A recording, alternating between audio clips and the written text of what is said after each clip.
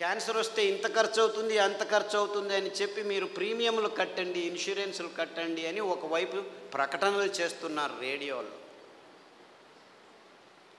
ముందుగానే కనుక్కోండి మీకు రోగం వస్తుందని ఈ డయాగ్నోస్టిక్ ల్యాబ్ వాళ్ళు ప్రకటనలు చేస్తున్నారు. 30 సంవత్సరాలు వచ్చాయా, బాడీ చెకప్ రండి, ఒకరు చూపించుకుంటే ఇంకొకరికి ఫ్రీ అని చెప్పి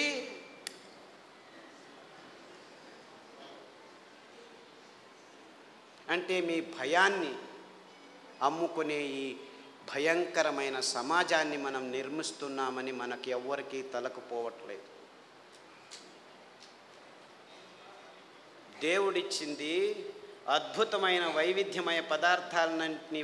దీనికి కారణం వాళ్ళు కాదు, నేను వాళ్ళని తిట్టడమే లేదు, అంతా మనం చేసుకున్న బుద్ధిమాంద్య పనులే. వాళ్ళు ఇస్తున్న కాఫీలు, వాళ్ళు ఇస్తున్న టీలు, వాళ్ళు ఇస్తున్న పాలు, వాళ్ళు ఇస్తున్న చక్కెర, వాళ్ళు ఇస్తున్న గోధుమ, వాళ్ళు ఇస్తున్న వరి బియ్యం, వాళ్ళు ఇస్తున్న సండేయా మండే కావో అండే అని చెప్పి తెందుల్కర్ వచ్చి జాహీరాతు. పెప్సీ తాగండి అని అమీర్ ఖాను, కోక్ తాకండి అని షారుఖ్ ఖాన్. తప్పు, ఆపోజిట్. అమీర్ ఖాన్ కోకు, ఈడు పెప్సీ. నేను పైనుంచి వస్తాను సల్మాన్ ఖాన్ థమ్సప్ అని వస్తే వాళ్ళు 100 mlలో 45 గ్రాములు చక్కెర అమ్ముతున్నారని ఎవరికీ అర్థం కావట్లేదు. వేల కోట్ల రూపాయలు ఖర్చు పెట్టి డ్యాములు కట్టి నీళ్లను పోగు చేసి చివరికి పెంచేదేమిట్రా మనం అంటే ఈ చెరుకు నుంచి వచ్చే చక్కెర తింటే 1 గ్రాము తింటే మీ రోగ నిరోధక శక్తి 6 నెలలు మాయమైపోతుంది.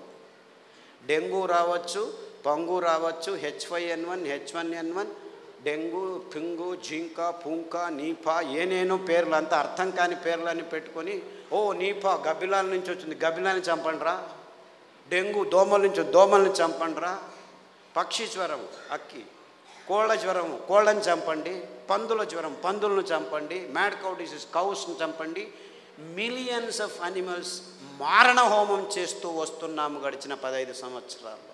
కానీ ఎవరికి చెప్పట్లేదు దీనివల్ల వస్తుందని. Match the following. 2వ తరగతి పిల్లాడికి చెప్తే చాలు, మ్యాచ్ చేస్తాడు. కోళ్ళ జ్వరం కోళ్ళ నుంచి వస్తుంది, పందుల జ్వరం పందుల నుంచి వస్తుంది, మ్యాడ్ కౌ డిసీజ్ కౌస్ నుంచి. అయినా అదే మాంసము తినండి, ప్రోటీన్లు కావాలి మీకు. మాంసాహారంలో B12 ఉంది, B12 మీ శాకాహారులకు రానే రాదు అని ప్రపంచం మొత్తాన్ని మాంసాహారం వైపు నడిపిస్తున్నారు ఈ విజ్ఞానులు, ఈ డాక్టర్లు. ఆవలిస్తే చాలు మీకు B12 వస్తుంది. సూక్ష్మజీవులు మీ నోట్లో 100,000 రెట్లు ఎక్కువ ఉన్నాయి. మీ దేహంలో ఉన్న జీవకోశాల కంటే ఈ లాక్టోబాసిల్లస్ 70% ఉంది. ప్రతి ఒక్క బ్యాక్టీరియా, మీరు పిల్లాడికి పాలు తాపుతారు కదా, ఆ పాలు పెరుగుగా మారేదానికి పొట్టలో లాక్టోబాసిల్లస్ ఉంది. ఆ లోపల అవుతున్న పెరుగు నుంచే విటమిన్ B12 వస్తుంది. అంటే మీరు చిన్న పిల్లాడికి పాలు ఇచ్చినప్పుడే విటమిన్ B12 తయారు చేసేదానికి జీవితాంతం ఆ లాక్టోబాసిల్లస్ని మీరు పెంచుతున్నారు. ఈ విషయాన్ని ఎవరు చెప్పట్లేదు. అందరూ B12 ఇంజెక్షన్లు తీసుకోండి, ట్యాబ్లెట్లు తీసుకోండి అని చెప్పడం మొదలుపెట్టారు డాక్టర్లు. ఇంత మోసం చేస్తున్నారు. అంటే మీరు నువ్వుల పాలు, కొబ్బరి పాలు తాగితే చాలు, మీరు లోపలే B12 తయారవుతుంది, అక్కడ బ్యాక్టీరియా ఉంది. లేదు, పెరుగు చేసుకోండి కొబ్బరి పాలతో, ఒక 2 చెంచాలు తినండి వారానికి, చాలు B12 వస్తుంది. ఎంత మోసం చేస్తుంది. ఇప్పుడు ఈ కొత్త స్కామ్ ఇది. B12, vitamin D.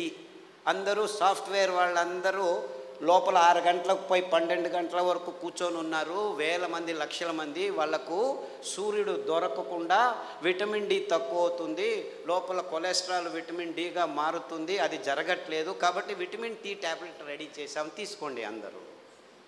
ఏం చెప్తే ఊరా వెధవా వెళ్ళి 1 గంట సేపు ఎండలో ఉండరా అంటే చెప్తే చాలు కదా. లేదు, ఇంకా సులభం. పుట్టగొడుగులు ఎర్గోస్టెరాల్ అని ఒక కాంపౌండ్ ఉంది, దానిని ఎండబెడితే 2 గంటలు అది విటమిన్ Dగా మారుతుంది. సో మీరు రావద్దండి, సాఫ్ట్వేర్లు అలా పని చేస్తూనే ఉండండి, పర్వాలేదు. వారానికి ఒకసారి ఎండబెట్టిన పుట్టగొడుగులను నానబెట్టుకొని 1-2 సార్లు తింటే మీకు విటమిన్ D వస్తుందని చెప్పొచ్చు కదా వీళ్ళు. ఎందుకంటే విటమిన్ ట్యాబ్లెట్స్ నుంచి ఏ జీవము సరిగ్గా పీల్చుకోలేదు. Supplements are no good at all. Vitamin tablets are useless. అయినా $1 బిలియన్ బిజినెస్ చేస్తున్నారు. ఏ జీవసత్తువైనా మీ దేహంలోకి రావాలంటే సరి అయిన ఆహారం నుంచే రావాలి. సో ఆ ఆహార పదార్థాలని గుర్తించి చెప్పాల్సిన ఈ విజ్ఞానుల రెస్పాన్సిబిలిటీ ట్యాబ్లెట్లను అమ్మేదానికి వాడుకుంటున్నారు. ఇంతే, ఇంకేమీ లేదు. ఒకరోజు ఊదులు, ఒకరోజు అరికెలు, ఒకరోజు కొర్రలు, ఇంకొక రోజు అండు కొర్రలు తిని మునగాకు కషాయం, చింత ఆకు కషాయం, రావి ఆకు కషాయం, వేప ఆకు కషాయం తాగితే అది ఆడవాళ్ళు పీసీఓడి ప్రాబ్లం కావచ్చు, అంటే అండాశయాల్లో ముట్టయితే ఆగదు, ఆగితే రాదు. ఇలాంటి సన్నివేశమైన వీర్యకణాలు లేక మగవాళ్ళకి ఇప్పుడు ఆడవాళ్ళతో సంభోగం చేయాలంటే శీఘ్రస్ఖలనాలు, అదంతకదే లింగం ఆగిపోవటం, సన్నగా అయిపోవటం, రక్త ప్రసారం జరగకపోవటం, ఇలాంటి ప్రాబ్లమ్స్. Viagra $1 billion business. అదే సాక్ష్యం. నేనేమి కట్టుకథలు చెప్పట్లేదు. ప్రపంచమంతా, మన దేశం ఒక్కటే కాదు. అంటే మనిషికి రోగాలు ఎక్కువ అవుతున్నాయి, రోగాల వయోపరిమితి తక్కువ అవుతుంది ఒకవైపు అయితే, మనిషి తత్వాన్నే మార్చేస్తున్నాయి ఈ ఆహార పదార్థాలని ఏ ఒక్కరూ గమనించట్లేదు, చెప్పట్లేదు. ఆడపిల్లలు 14 ఏళ్లకు ముట్టవలసిన వాళ్ళు 6 ఏళ్లకు ముట్టవడం ఏంటి? 100కి 1 అయితే పర్వాలేదు, 100కి 90 మంది అవుతున్నారు. ఆడవాళ్ళ మూతి మీద మీసాలు ఉండనేకూడదు, 100కి 90 మందికి మీసాలు వస్తున్నాయి. ముట్టు సహజ ప్రక్రియ, అంత ఇబ్బందులు ఏమి ఉండకూడదు, 100కి 100 మందికి నొప్పులు వస్తున్నాయి. డాక్టర్ దగ్గరికి వెళ్తే పెయిన్ కిల్లర్స్ ఇస్తారు, అందులో వేసుకున్న వాళ్ళకి 16 మందికి కిడ్నీ ప్రాబ్లం వస్తున్నాయి. 100కి నెల పెయిన్ కిల్లర్స్ వేసుకుంటే 2-3 సంవత్సరాల్లో కిడ్నీ ప్రాబ్లమ్స్ వస్తాయి. యూరిక్ యాసిడ్ ఎక్కువ అవుతుంది, క్రియాటినిన్ ఎక్కువ అవుతుంది, యూరియా ఎక్కువ అవుతుంది. ఇలాంటి ప్రాబ్లమ్స్ నో ప్రాబ్లం, డయాలిసిస్ చేస్తాం రండి అంటారు, మిషన్లు రెడీ పెట్టుకున్నామంటారు. అంటే ఇంత వైజ్ఞానికమైన విషయాలు మన కళ్ళ ముందు, మన ముక్కు కింద జరుగుతూనే ఉన్నాయి. ఏ ఒక్కరూ లేచి అడగట్లేదు, ప్రశ్నించటం లేదు. ఎందుకంటే సైన్స్, విజ్ఞానం అనే ఈ కబంధ హస్తాల్లో ఇరుక్కుపోయాము. అంతా విజ్ఞానమే. ఎక్కడుంది? ఈ వాణిజ్యీకరణ ఒత్తడంలో చేసి ఎవరు నోరు మెదపకుండా చేసేసారు. So what are we doing here? మళ్ళా గొప్పగా జంబాలు, రేపు మొన్నోడు పోయి మంగళహరులో సంసారం పొద్దున్న లేస్తే కక్కస్ సరిగ్గా చేయట్లేదు. ప్రతి ఒక్కరూ కక్కస్ చేయాలంటే ట్యాబ్లెట్ తీసుకోవాలి, లేకపోతే వేడి నీళ్ళు తాగాలి, లేకపోతే ఇక్కడి నుంచి అక్కడికి తిరగాలి, బీడీ తాగాలి, సిగరెట్ తాగాలి, కాఫీ తాగాలి, లేదు ఒక పెగ్గు వేయండి. వాడు డాక్టరే పెగ్గు వేయమన్నాడు, మగ్గులు వేసుకుంటూ కూర్చున్నారు. అర్థమైందా peg mug?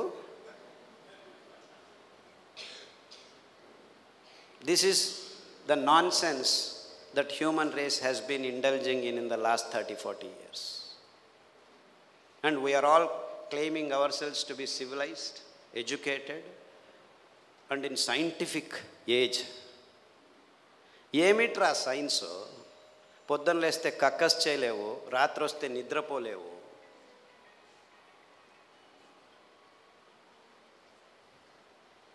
Wear is your science? మళ్ళా నిద్ర రావట్లేదు, మనిషి యోగా చేస్తాను, కూర్చొని యోగా అని కూడా.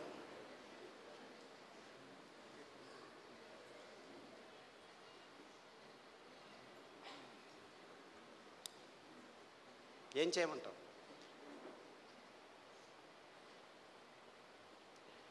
యోగా చేసి నిద్ర రావట్లేదు, ట్యాబ్లెట్ వేసుకున్నా నిద్ర రావట్లేదు.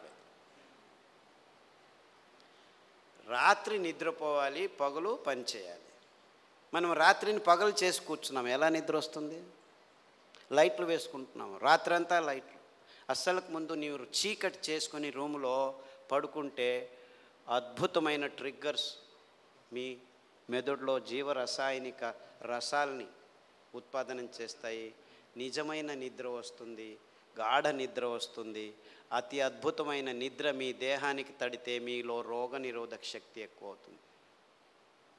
అంటే ఈ మధ్య ప్రపంచంలో మానవ జాతి సరి అయిన నిద్రపోవట్లేదు.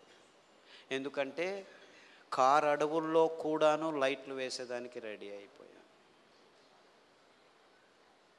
సో ఒక్క విజ్ఞాని కూడా చెప్పట్లేదు అందరూ చీకటి చేసుకొని నిద్రపోండి అని. ఎప్పుడైనా నిద్ర రాకుంటే ఈ ట్యాబ్లెట్ వేసుకో అని చెప్తున్నారు. మీరు 10 సంవత్సరాలు నిద్ర కోసం ట్యాబ్లెట్ తీసుకున్న వాళ్ళు నా దగ్గరికి వస్తే 3 గంటలు చీకట్లో కూర్చో, ప్రతిరోజు ధ్యానం చెయ్యి, పుస్ అని ఊదొద్దు, ఊరికే దేవుడిని తలుచుకో.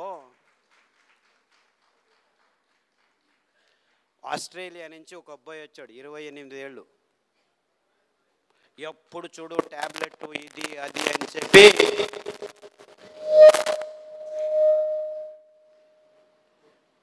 నరాలు వణుకుతూ నిద్ర లేక, నిద్రకు ట్యాబ్లెట్లు తీసుకుంటే నిద్ర రాక, చివరకు భోజనం చేసేదానికి వేళ్ళు వంగక అతి భయంకరమైన స్థితిలో వచ్చాడు.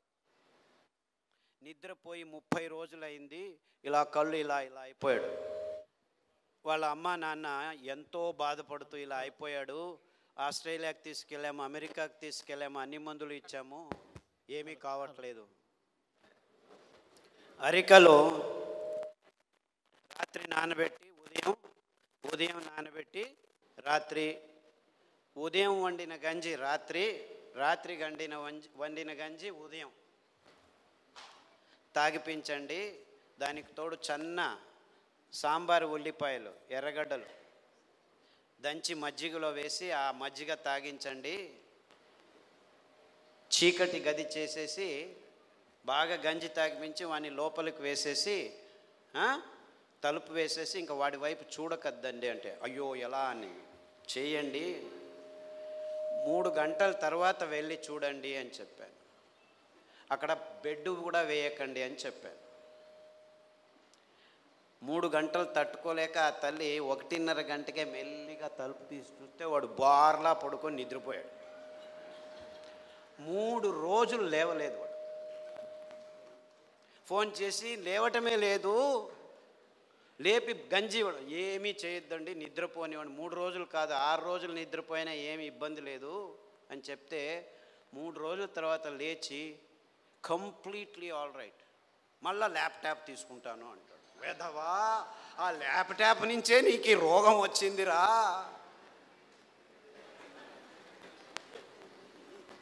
దాన్ని చూడొద్దు అని చెప్పి పంపించాను. ఇప్పటికి మళ్ళీ ఆస్ట్రేలియాకి వెళ్ళాడు. ప్రతిదినం రోజు రూమును చీకటి చేసుకొని పడుకుంటున్నాడు. సో ఎవరెవరికి నిద్రపోయేదానికి అది ఒక కారణం కావుంటే ప్రతి 10 నిమిషాలకు లేచి ఉచ్చలు పోసేదానికి రెడీ అయిపోతున్నారు అందరూ. 25 సంవత్సరాల పిల్లలు కూడాను 2 గంటలకు ఒకసారి లేచేది, ఉచ్చలు పోసేది, వచ్చేది. అందుకే అటాచ్డ్ బాత్రూమ్లు ఎక్కువైపోయాయి మనకు. ఎవరైనా ఆలోచించ, బెడ్రూమ్లో ఏముంటాయి ఆ టాయిలెట్లు? నాకు అర్థం కాదు. బెడ్రూమ్లో టాయిలెట్టా? ఎవరైనా ఆలోచిస్తున్నారా? నిద్రపోయే చోట ఏమిటాయి కక్కస్ చేసేది? నాకు అర్థం కాదు. The whole world has not asked this question till today. Attached bathroom ఇల్లు కట్టారా? ఎన్ని అటాచ్డ్ బాత్రూమ్? ప్రతి రూముకు బాత్రూమ్ కట్టారు. అంత కర్మ. అంటే ఒక్కరికి సరిగ్గా ఉచ్చలు పట్టుకునేదానికి శక్తి లేదనమాట. ఉచ్చలు వెంటనే